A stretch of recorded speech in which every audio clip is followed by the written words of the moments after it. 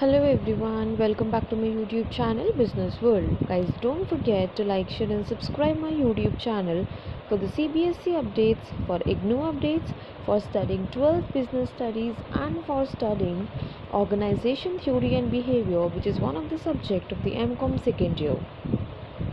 Yes guys, as we were talking about the types of the organization and we have done what is formal organization and what is informal organization, now we will specifically talk about the features and the advantages of the formal organisation. अब आप सोच रहे होंगे मैंने यहाँ पर feature slash advantages ऐसे क्यों लिखा.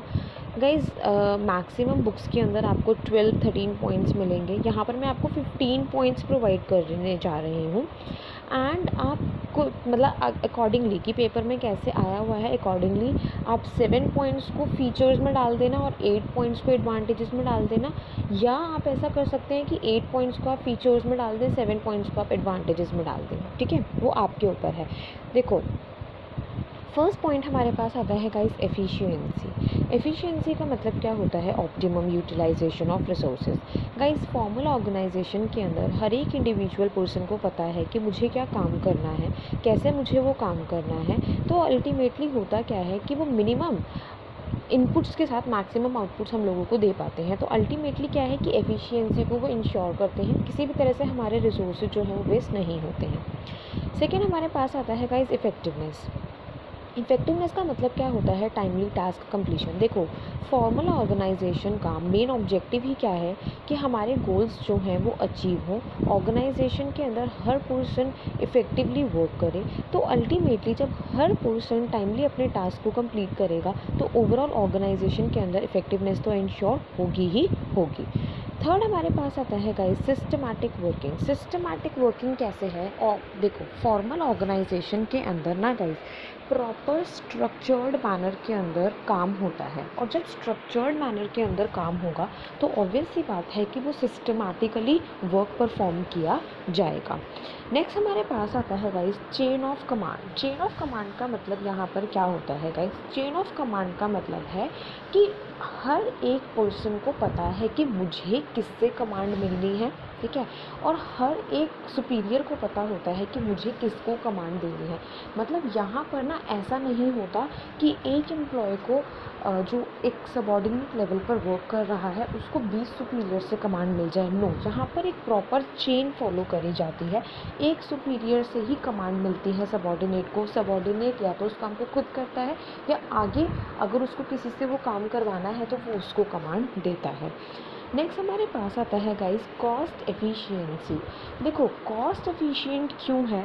मान लो कि आप और मैं हम फॉर्मल ऑर्गेनाइजेशन में काम करते हैं, तो आपको भी पता है कि आपको क्या काम करना है, मुझे भी पता है कि मुझे क्या काम करना है. तो डुप्लीकेशन ऑफ वर्क नहीं होगा, और जब डुप्लीकेशन ऑफ वर्क नहीं होगा तो ऑब्वियस सी बात है कि किसी भी तरह से हम रिसोर्सेज को वेस्ट नहीं कर रहे हैं, और जो रिसोर्सेज हमें प्रोवाइड हो रहे हैं उसको हम अच्छे से यूज़ कर रहे हैं. तो अल्टीमेटली कॉस्ट एफिशिएंसी है because of the low duplication of the work in the organisation. Six हमारे पास आता है guys goal achievement a prime objective. देखो फॉर्मल ऑर्गेनाइजेशन का मेन ऑब्जेक्टिव क्या होता है? ऑर्गेनाइजेशन के गोल्स को अचीव करना, क्योंकि हमें पता है कि हर ऑर्गेनाइजेशन किसी ना किसी मोटिव के लिए वर्क कर रही है. ठीक है, नेक्स्ट हमारे पास आता है गाइस सेवेंथ प्रॉपर कोऑर्डिनेशन. देखो फॉर्मल ऑर्गेनाइजेशन के अंदर जितने भी एम्प्लॉयज़ हैं उन सभी को पता है कि हमें एक पर्टिकुलर गोल को अचीव करने के लिए वर्क करना है. तो ऑब्वियस सी बात है फिर वो क्या करते हैं, जब उन्हें पता है कि हमें एक ही डायरेक्शन के अंदर जाना है तो सभी एम्प्लॉयज़ अपने जो एफ़र्ट्स होते हैं उसको कोऑर्डिनेट करते हैं, एक दूसरे के साथ हेल्दी रिलेशनशिप मेंटेन करते हैं और एक दूसरे के साथ मिलकर ऑर्गेनाइजेशन के ऑब्जेक्टिव को अचीव करने के लिए वर्क करते हैं. नेक्स्ट हमारे पास आता है गाइस एथ प्रॉपर कम्युनिकेशन. देखो communication is the key for the success of any organisation. अब फॉर्मल ऑर्गेनाइजेशन के अंदर गाइस स्केलर चेन फॉलो करी जाती है.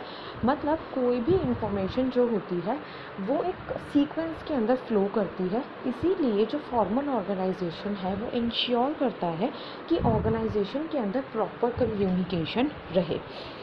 नाइन्थ हमारे पास आता है guys clearly defined roles and responsibilities.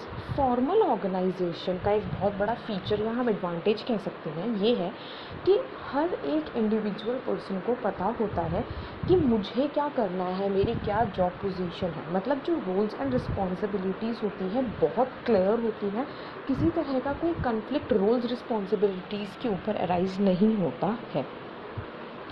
10th हमारे पास आता है guys proper division of the work. देखो फॉर्मल ऑर्गेनाइजेशन में प्रॉपर मैनर के अंदर वर्क को डिवाइड किया जाता है। हर एक इंडिविजुअल पर्सन को उसके इंटरेस्ट के हिसाब से, उसकी एबिलिटीज़ के हिसाब से, उसकी कैपेबिलिटीज़ के हिसाब से, उसकी क्वालिफ़िकेशन के हिसाब से जॉब असाइन करी जाती है, इसीलिए वो भी ज़्यादा मोटिवेटेड फील करते हैं। ऑब्वियस सी बात है ना कि देखो अगर मुझे पढ़ाना अच्छा लगता है और मुझे वही टास्क दे दिया जाए तो मैं ज़्यादा मोटिवेटेड होकर वो काम करूँगी। फाइन। नेक्स्ट हमारे पास आता है guys 11th easy to fix accountability. देखो आपने हर एक इंडिविजुअल पर्सन को एक काम असाइन कर दिया, ठीक है। अब ऐसी सिचुएशन में अगर फॉर एनी रीज़न आप अपनी ऑर्गेनाइजेशन के ऑब्जेक्टिव्स अचीव नहीं कर पाते हैं तो ऑब्वियसली जो इंडिविजुअल पर्सन रिस्पॉन्सिबल है आपके गोल को अचीव नहीं करने के लिए आप उसको जिम्मेवार ईजीली बता सकते हैं। मतलब अकाउंटेबिलिटी आप ईजीली फिक्सअप कर सकते हैं। 12th आता है गाइस एडिक्वेट अथॉरिटी असाइनमेंट। मतलब फॉर्मल ऑर्गेनाइजेशन के अंदर सिर्फ रिस्पॉन्सिबिलिटी ही नहीं दी जाती है बल्कि रिस्पॉन्सिबिलिटी से मैचिंग अथॉरिटी मीन्स पावर भी दी जाती है किसी भी इंडिविजुअल पर्सन को काम करने के लिए। 13th हमारे पास एक एडवांटेज कहूँ या फीचर कहूँ, बात एक ही है, नो र्यूमर्स। देखो गाइस फॉर्मल ऑर्गेनाइजेशन में ना र्यूमर्स होते हैं अफवाहें, ठीक है। किसी तरह की ना अफवाह नहीं फैलती, जबकि इनफॉर्मल ऑर्गेनाइजेशन के अंदर बहुत जल्दी से अफवाह फैल जाती है। क्यों?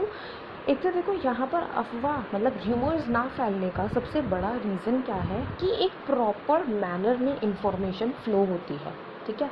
मैनेजर ने, मान लो अगर हम स्कूल ऑर्गेनाइजेशन की बात करें तो डायरेक्टर ने मैनेजर को इन्फॉर्मेशन दी, मैनेजर ने प्रिंसिपल को दी, प्रिंसिपल ने टीचर्स को दी, तो मतलब प्रॉपर वे में फ्लो हो रही है, ठीक है।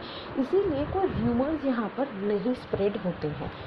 14th हमारे पास आता है गाइस डेलिबरेटली एस्टैब्लिश। मतलब कि जो फॉर्मल ऑर्गेनाइजेशन होती है ना इसको इंटेंशनली क्रिएट किया जाता है रादर देन अनइंटेंशनली, ठीक है। क्योंकि मेरे ऑर्गेनाइजेशन के कुछ ऑब्जेक्टिव्स हैं, ठीक है, जिनको मैं अचीव करना चाहता हूँ या चाहती हूँ, इसीलिए मैंने फॉर्मल ऑर्गेनाइजेशन बनाई। एंड गाइस लास्ट हमारे पास है एस्टैब्लिशेस अथॉरिटी रिस्पॉन्सिबिलिटी रिलेशनशिप। मतलब कि जो फॉर्मल ऑर्गेनाइजेशन होती है वो क्लियरली बताती है कि किसके पास कितनी अथॉरिटी है, कौन किस टास्क के लिए रिस्पॉन्सिबल है, कौन किसको रिपोर्ट करेगा।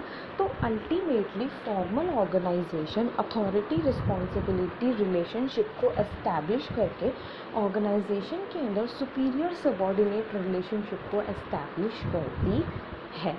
सो गाइस ये 15 पॉइंट्स मैं आपको प्रोवाइड कर रही हूँ। आप एग्ज़ाम्स के अंदर अगर ये क्वेश्चन आता है तो आप वेटेज देख लेना, ठीक है, कि कितने मार्क्स का हमसे पूछा जा रहा है एंड अकॉर्डिंगली आप ये पॉइंट्स लिख कर आ सकते हो, ठीक है।